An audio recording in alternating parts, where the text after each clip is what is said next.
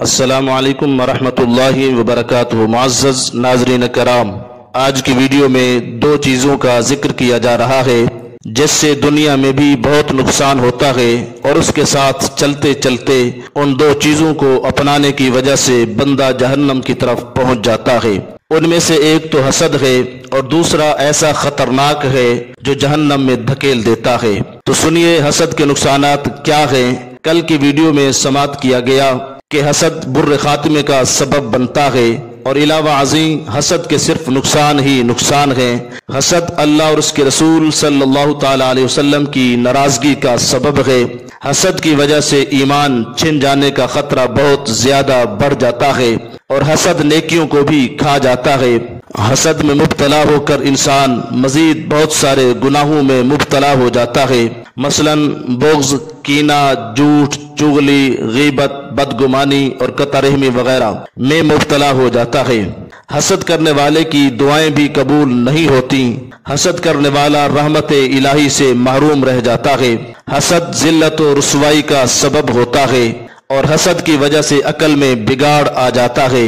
اور ایک انتہائی نقصان یہ بھی ہے کہ حسد کرنے والے کو بلا حساب جہنم میں ڈال دیا جائے گا۔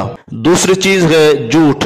اس کی چند مثالیں سماعت فرمائیں کہ جھوٹ کا معنی ہے سچ کا الٹ۔ جھوٹ بولنا منافقوں کا عمل ہے، مگر افسوس کہ آج کل جھوٹ بہت عام ہوتا جا رہا ہے۔ تاجر سودا بیچنے کے لیے جھوٹ بولتے ہیں، بلکہ جھوٹی قسمیں تک کھا جاتے ہیں۔ اپنی واہ واہ کے شوق میں جھوٹے خواب بنا کر سنائے جاتے ہیں، اور والدین بچوں کو بہلانے کے لیے جھوٹے بہلاوے دیتے ہیں۔ سکول، آفس یا دکان وغیرہ سے چھٹی لینے کے لیے جھوٹے بہانے بھی لگائے جاتے ہیں۔ کسی کا قرض لوٹانا باقی ہو تو اسے بھی بعض اوقات جھوٹے بہانے لگائے جاتے ہیں۔ جھوٹ بول کر ٹرخایا بھی جاتا ہے، اور جھوٹے وعدے بھی کیے جاتے ہیں۔ اور اب سوشل میڈیا جھوٹ بولنے اور جھوٹی باتیں پھیلانے کا ایک بہت بڑا ذریعہ بن چکا ہے۔ الغرض جھوٹ ہمارے معاشرے میں پھیلتا جا رہا ہے، اور لوگ بات بات پر جان بوجھ کر یا کبھی بے خیالی میں جھوٹ بولتے رہتے ہیں۔ اچھے خاصے پڑھے لکھے ہو کر بھی جھوٹ بولتے ہیں۔